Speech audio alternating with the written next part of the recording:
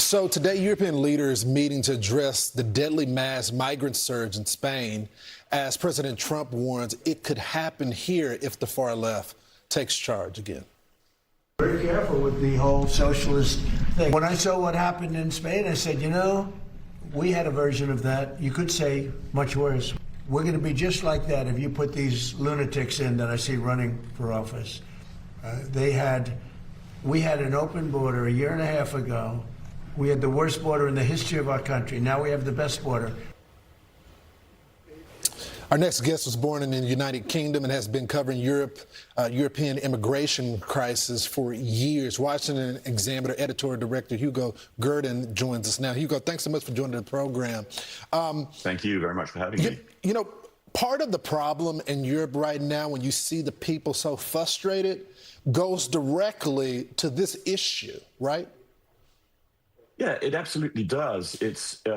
They're very frustrated because they have never said that they want all of these immigrants. They have never been asked. They've never voted for it. And yet they're led by one government after another from different parties. And none of them seems to be strong enough or determined enough. None of them has the will to make sure that Europe is kept for the Europeans. And they're day after day, month after month, masses, thousands of immigrants are coming in, a lot of them from Africa, as was the case in this Spanish enclave, Ceuta, coming in from Morocco, 60,000 in a couple of days. It's very frustrating for the Europeans, and that's why there are new parties springing up promising to do something about it. That's exactly right. And Hugo, this all came about because of this socialist push, and many people in our country are now trying to model themselves after Europe.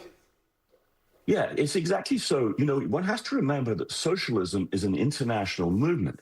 And a lot of the socialists, you know, the socialists who just won in New York, the socialists running for the Senate in Michigan right now, they are for open borders. They're not hiding this. They don't believe in, they want to abolish ICE. They don't believe in policing the borders. They want, in fact, the socialists of America very explicitly say they want non-citizens to vote. So they're all for this. And President Trump is entirely right that we had an appalling situation under President Biden, and it's now largely been fixed. We have a secure border. But you can see what it's like as it continues in Europe. And in fact, one of the points that I think is really important is that this could ultimately break up the EU. You've already had Italy suspending the agreement to allow movement of peoples across borders, and that's supported by both Denmark and Finland.